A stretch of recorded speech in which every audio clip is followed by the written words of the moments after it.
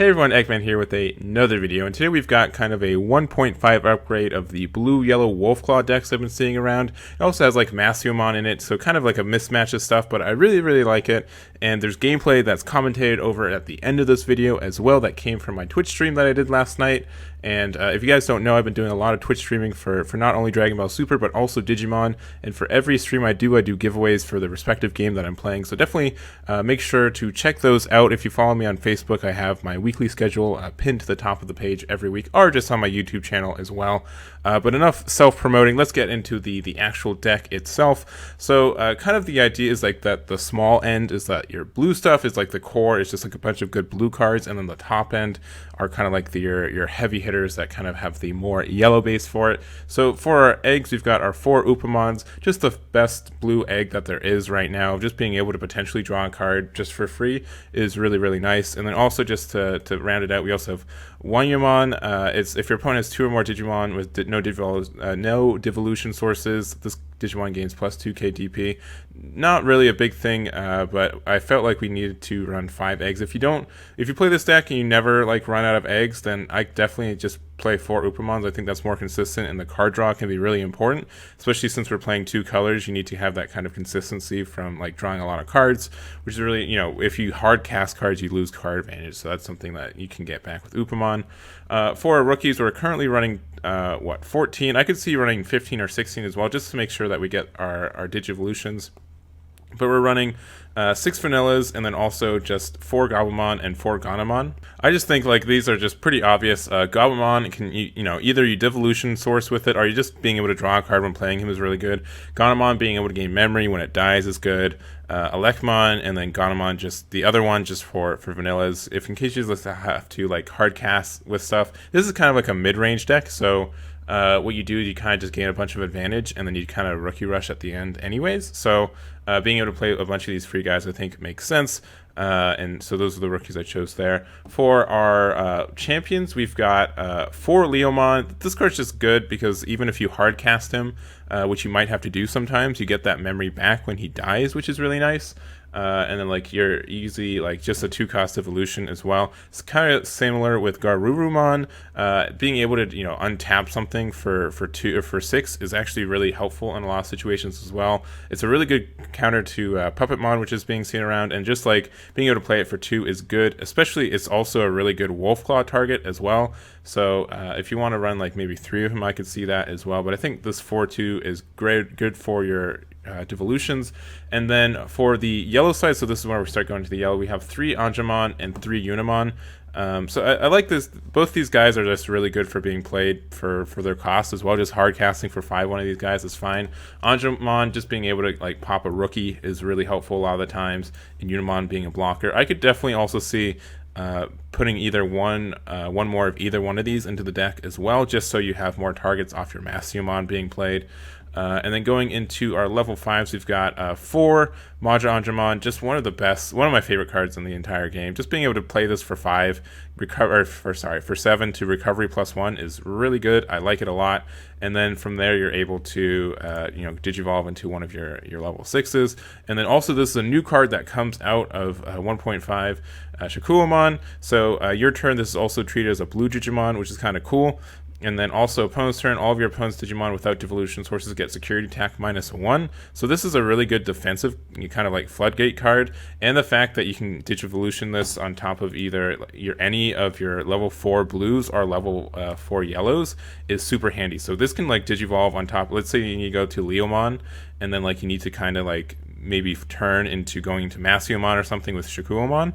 You're able to go it on top of Leomon and go from this. It's just really handy being able to have this on top of yellow and blue. This is pretty much the entire reason I made this deck, was because this was yellow and blue, and I wanted to find some cards to kind of abuse that kind of duality for it.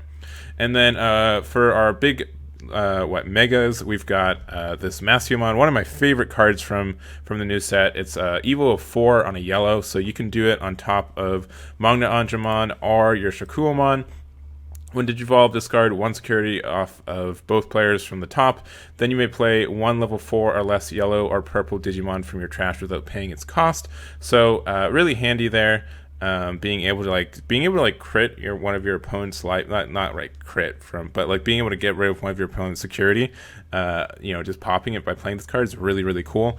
And then also being able to free play a yellow or purple card is amazing as well. I'd say like the only difference between like this from a purple yellow build, kind of the more traditional build, is it's a little bit harder to get your yellow guys into your drop area. So you kind of have to look out for that and find some creative ways to do that. But you can do it. It is possible, and like especially if you play like an early blocker and then you use it to block something, you can get out into your drop area. Being able to play it for free later is good. Or even if you just your opponents hit them from your security, they go down there and then you can play it for free, which is nice. But even without playing something for free, being able to play a 12k, make your opponent lose a life is good, especially when you have like life recovery and kind of floodgates of yourself. I think that is kind of really cool. And then we also have Kaustinen, just a super good Digimon overall. So when Digivolve, choose up to 5 of your opponent's Digimon. They get security attack -2 for the turn, or until the end of your opponent's next turn. And then when destroyed, when one of your opponent's Digimon gets a -11k DPK until the end of the turn. So it just it's just such a good value because you're able to play this guy.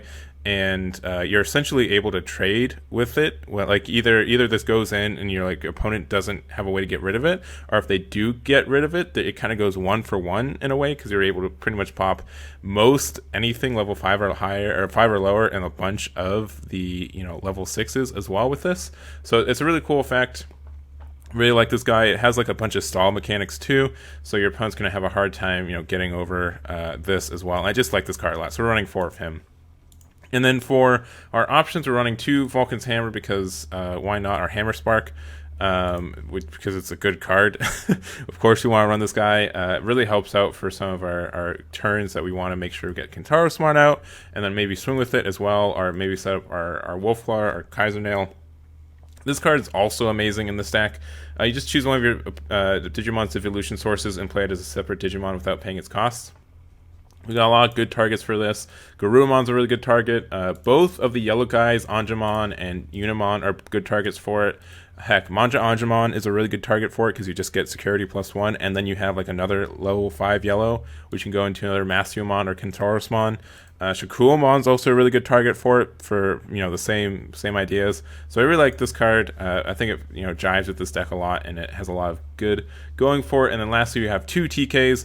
I don't know if this needs to be in the deck, but it felt really good to be able to have 3 memory every turn, and not get choked out in a lot of ways. So I felt like he was kind of good in the games where I saw him, and he's kind of helps the find the cards you need. If you really need Shakuomon to go into your big boys, being able to search your security for it is really good. Same with kind of like a Kaustinen or anything else that you're missing from the chain. Since you're not running a bunch of yellow, it's kind of good to see him in that way. And that's really the deck, and that's all I have to really say about it. So let's go into the gameplay. All right, so here's the match that I have. This is part of my stream that I had last night against Ice Barrier as well. Make sure to check him out. I have links to his YouTube and his Twitch in the description as well. Really good player, and had honestly a really good time playing with him. But I believe he gets to go first because this was game 3 in our match. He's able to play his Argamon into 2 sources, giving me 2 memory. And so I go into Gonomon and then just hardcast Gonomon, leaving him at 1. I have an okay hand, but nothing super crazy with it. He just does another Digivolution, Digivolution to put me at 2. And I do the same for Leomon onto a 1, back to him. Digivolved his Argamon into another Tentomon.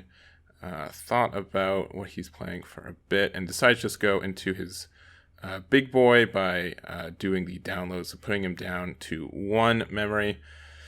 And so I'm already like kind of scared of that. So I kind of have to do like a kind of emergency play. So I do 2 Hammer Sparks, putting me to 3, being able to play Shakuomon and then going to Kaustinen, putting him 3 memory, and he's able to get another memory because of his Digitama. Doing the untap there, so he's up to 4. And so the Argamon can do a lot of damage really quick because it just gets more security attack based on how many rest Digimon he has. So I wanted to have this Kaustinen out just because they can trade really, really well. Kaustinen being able to do that, and also I was able to give it -2 security, so he can't swing with it this next turn anyways, which also just kind of prevents him from gaining memory as well. So from there, I'm able to raise my Ganomon, and I just swing into it, get his Goblimon. I think I really just play rookie, putting him down to 1, just because I don't have anything like super crazy I want to do right now with my memory. I kind of want to choke him out on his memory. I feel like I can do more with how much I'm choking him out. But yeah, his egg, I forgot his name, is like Digitamamon, I think it's named. That one's really scary because it can give him like a burst of memory, and he can really go off with it as well. So we're gonna see what he does here, and because he's got a bunch of cards, which is really scary when playing against like a green download deck as well. But he just hard casts the Puppetmon right there, resting my Ganomon and just making it that I can't swing with my Kintarasmon, which is kind of scary. I do not get a Garurumon, which would have been a great punish for this play. But so I just do a Digivolve there for Leomon, and then I think I Digivolve into my Shakuamon, and then I go into another Kintarosmon, choosing all his dudes, swinging in, not doing anything there, and then I do a Goblimon there, getting me to draw 1. I should have swung with my 2-drop Ganomon because his dudes can just rest stuff, so I should have just done that, but I didn't, and that was just a mistake there. So he's able to pop that, and with that he's able to rest it with the Tentomon, inheritable right there, and so he can keep doing that with his other dudes as well. So he can swing with his big Argomon, and then he can rest my Goblimon, and then he can swing into my Goblimon with his Puppetmon as well. So he's able to clear out a bunch of my rookies, which is really good for him, and kind of what his deck kind of wants to do, like just gain control by making some really good trades, and then like take advantage when I've got no board left. So I'm there. I think after that he just does a Woodsmon on top of his Tentomon. After that, that's what happens, and he just hard casts another one. So he's got his 2 blockers out, which is really, really nice because it's able to prevent his I can't swing in my Kintarosmon into his dudes. He's just able to block both of them with his blockers, and he can maybe get some tempo back from there. So I'm at I'm at 5 memory, I think. Yeah, I believe I'm at 5. Yeah, because he put me down to there. So because his Digitamamon also gave me 3 more memory back. So I swing there, and then I swing there into his other dude, and he blocks it. And I made a mistake here. I made a big mistake here.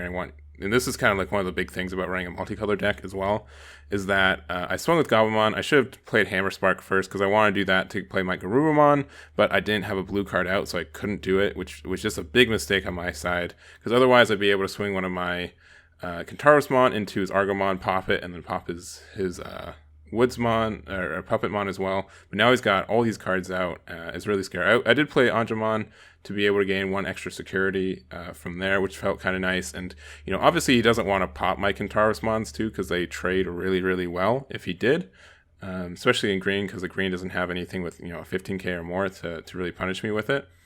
But so yeah, he's able to just do some devolution stuff. He does Flower Can to rest my Among Angemon, swings it with Puppetmon to be able to draw 1.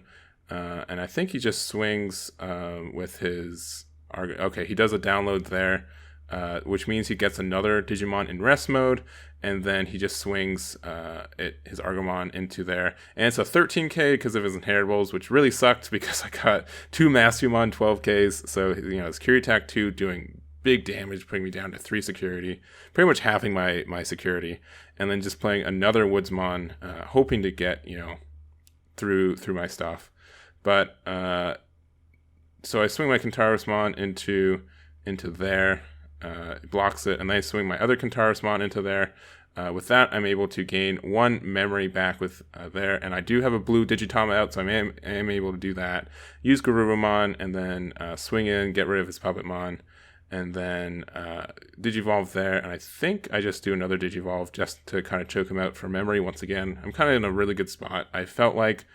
So he does an Argomon download there, and I think he's able to play a rookie, but he doesn't have a lot of plays anymore. We already got rid of 3 of his blockers, and he just needs to get a Flower Can on top to potentially win, but he didn't, so we got it. So that's the game. Thank you guys so much for watching. Let me know what you guys think about the deck. Once again, shouts to Ice Bear for the games and for the Twitch stream last night. Make sure to follow him, and I'll catch you all next time.